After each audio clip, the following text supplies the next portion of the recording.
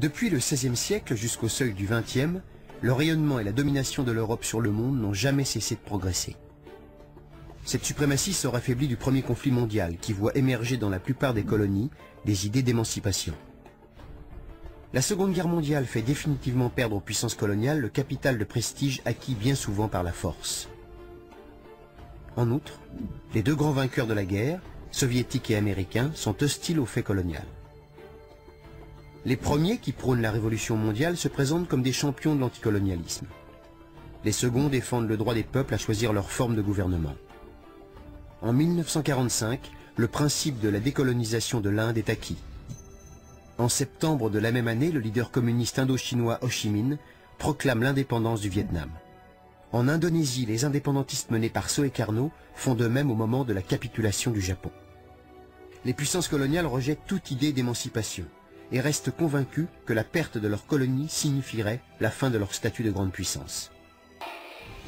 Vaincus militairement dès 1940 pour certaines, acculées à la défensive et menacées d'invasion pour d'autres, les puissances coloniales sortent profondément affaiblies du second conflit mondial. Il leur faut tout à la fois reconvertir leur infrastructure industrielle, remettre sur pied leurs économies et reconstruire des villes et des régions parfois entièrement dévastées. Plus encore qu'en 1918, la guerre a définitivement fait perdre aux États européens le capital de prestige dont ils bénéficiaient dans le monde depuis près de 4 siècles. En Asie notamment, les Japonais ont tout fait pour promouvoir pendant la guerre le thème de l'anticolonialisme contre les Blancs et n'ont pas hésité dans les territoires qu'ils occupaient à soutenir les mouvements indépendantistes naissants. De même, les Alliés ont assimilé leur combat tout au long du conflit à une croisade pour la liberté face à des États fascistes conquérants, intransigeants et sans scrupules. Après la Seconde Guerre mondiale, après ce traumatisme mondial, après ces plus de 50 millions de victimes, après cette découverte que l'homme peut s'autodétruire de façon aussi forte, il faut une structure internationale pour tenter de maintenir la paix. Comme l'avait tenté la SDN, la Société des Nations, durant l'entre-deux-guerres. Mais l'ONU, cette fois-ci, se dote de moyens supplémentaires, se dote de structures comme les casques bleus, et l'ONU affirme aussi que chaque peuple, les 51 premiers États membres de l'ONU, de la conférence de San Francisco, sont avec des droits internationaux équivalents. Ainsi, la Charte de l'Atlantique, adoptée le 14 août 1941, proclame solennellement le droit qu'a chaque peuple de choisir la forme de gouvernement sous laquelle il doit vivre. Ce principe prend valeur universelle, après la signature de la Charte des Nations Unies le 26 juin 1945 à San Francisco. Dès la colonisation, il y a le refus, il y a la non-acceptation, qui dans un premier temps ne peut pas s'exercer parce que les puissances coloniales sont tellement fortes qu'aucun mouvement de protestation ne peut être entendu et puis ne peut être réalité. Mais progressivement, le système va se fissurer. Se fissure par quoi? Les deux guerres, 14-18, 39-45, où à chaque fois, du fait de la très forte participation des troupes des empires, des troupes coloniales dans les deux conflits, les soldats de ces colonies qui se sont battus pour leur mère patrie se disent après-guerre, mais il faut que j'obtienne enfin des statuts différents. Il faut que enfin j'obtienne des droits, mais aucun droit. L'URSS, depuis l'époque de Lénine, se veut une force d'appui au mouvement d'émancipation des peuples colonisés dans le cadre de la Révolution mondiale. Ses dirigeants soutiennent systématiquement les pays d'Amérique latine, d'Afrique et d'Asie à la tribune de l'ONU dès 1947. Cette action est fréquemment relayée par des partis communistes nationaux européens. Les États-Unis, anciennes colonies anglaises émancipées, sont par tradition opposés à la possession de colonies. Pour s'assurer le soutien des peuples coloniaux, Roosevelt n'a pas hésité, pendant la guerre, à leur faire des promesses d'émancipation. Poursuivi par son successeur Truman, cette attitude critique à l'égard du fait colonial s'avère cependant plus ambiguë à partir de 1948. À cette date, en effet, les impératifs liés à la guerre froide imposent aux Américains le soutien au maintien de la tutelle européenne dans les zones menacées de tomber dans l'orbite soviétique. Dès sa création en 1945, l'Organisation des Nations Unies devient l'une des tribunes du débat colonial. Les tenants du statu quo et ceux de la décolonisation s'y affrontent dans des joutes enflammées. Conduite par l'Inde et l'Égypte et soutenue par l'URSS, le bloc anticolonial, qui comprend les pays d'Amérique latine et arabo-asiatique, parvient ainsi dès 1948 à infléchir l'action de l'ONU, en obtenant l'évolution des anciens territoires sous tutelle vers l'indépendance sous contrôle international. Leur combat exerce une véritable fascination sur les mouvements indépendantistes. Dans le camp de la décolonisation, on trouve les communistes, mais on trouve aussi les nationalistes. Et donc de ce côté-là, il y a le soutien de la Chine, il y a également le soutien de l'URSS. Et du coup, le jeu se complique par le fait que les États-Unis officiellement étaient anticolonialistes. Et donc, ils ne voyaient pas d'un bon œil la poursuite de la colonisation française en Indochine, mais stratégiquement, ils voyaient bien que l'effondrement de l'Indochine serait la prise du pouvoir par les communistes, donc élargirait la carte des pays rouges. La première étape, qui doit conduire à la décolonisation de l'Afrique noire française, a lieu 1 an avant la défaite de l'Allemagne nazie à Brazzaville, au Congo.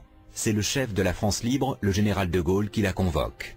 Elle rassemble, du 30 janvier au 8 février 1944, les gouverneurs généraux et les gouverneurs des colonies françaises d'Afrique noire et de Madagascar, et est présidée par le commissaire national aux colonies, René Pleven. La Seconde Guerre mondiale rend inévitable une transformation profonde des structures coloniales, et le général souligne dans son discours d'ouverture la nécessité d'amener les Africains à participer à la gestion de leurs propres affaires, mais avec une restriction importante: toute possibilité d'autonomie ou de self-government ainsi que toute évolution politique en dehors de la France était à écarter. De Gaulle se retire de la politique en 1946 et entame ce qu'il appelle sa traversée du désert qui va durer 12 ans. Ce sont les événements d'Afrique du Nord et l'émergence des pays du tiers-monde qui contribuent à l'éveil des nationalismes en Afrique noire dans les années 50. Dans les possessions françaises, la marche vers l'indépendance est généralement consécutive d'une démarche progressive et pacifique. À la fin des années 40, ceux qui croient à l'indépendance, c'est quelqu'un comme Léopold Sédar Senghor, qui explique que la vocation de l'Afrique est de devenir indépendante un jour. Mais tous ces gens étaient très liés au parti français. Senghor était très proche de la SFIO. Félix Houphouët-Boigny a été d'abord très proche de Thorez et du Parti communiste, avant de se rallier à l'UDSR, l'Union démocratique et socialiste de la résistance de François Mitterrand. Et donc, en fait, c'est la guerre d'Algérie d'une part, et le retour du général de Gaulle d'autre part, qui va précipiter ce mouvement pour l'indépendance. Le processus s'accélère à partir de juin 1956, date à laquelle est votée par le Parlement français la loi cadre Defferre, qui institue une vie politique autonome dans les territoires d'outre-mer. 2 ans plus tard, le général de Gaulle leur offre le choix entre 3 options: le statu quo colonial, la sécession ou l'indépendance, tout en conservant des liens de coopération avec la France. En 1960, toutes les anciennes colonies d'Afrique noire choisissent la dernière solution, à l'exception de la Guinée qui s'est proclamée indépendante dès octobre 1958. Dès 1957, l'ancien protectorat du Gold Coast retrouve son autonomie, bientôt suivie par le Kenya, la Tanzanie et l'Ouganda au cours des années 60. La plus vaste de toutes les colonies européennes en Afrique, le Congo belge, comme les autres possessions de la Belgique, Rwanda et Burundi, connaissent pour leur part une évolution plus chaotique. Se refusant longtemps à admettre toute idée d'indépendance, les responsables politiques belges favorisent l'émergence au sein de leur empire de mouvements extrémistes dont le leader le plus connu est Patrice Lumumba. La conférence tenue à Bandung, en Indonésie, du 18 au 24 avril 1955. Convoquée à l'invitation de 5 pays asiatiques, l'Inde, l'Indonésie, le Pakistan, Ceylan et la Birmanie, elle réunit 24 autres participants, parmi lesquels les 2 Vietnams, la Chine, le Japon, l'Égypte, la Libye et le Libéria. Les délégués des pays présents, pour la plupart d'anciennes colonies ou protectorats, condamnent à l'unanimité le colonialisme, ainsi que la ségrégation raciale, et s'accordent sur la nécessité d'une assistance mutuelle dans les domaines techniques et économiques. À cet égard, la conférence de Bandung est marquée par l'émergence du tiers-monde sur la scène internationale. Le leader indien Nehru, soutenu par l'Égyptien Nasser, plaide notamment pour la création d'une 3e force internationale face aux 2 grands, qui regrouperait les pays afro-asiatiques. L'heure est au débat sur le non-alignement et le neutralisme. Mais certains pays, comme le Pakistan ou la Turquie, souhaitent conserver une alliance militaire avec les États-Unis. Un compromis est finalement trouvé avec la rédaction d'une charte sur la coexistence pacifique qui n'exclut pas la possibilité pour les pays signataires de nouer des alliances militaires. Les grands principes issus de la conférence de Bandung peuvent apparaître aujourd'hui comme une préfiguration de certaines préoccupations contemporaines telles que la stabilisation du prix des matières premières, la condamnation des ségrégations raciales ou bien encore le désarmement.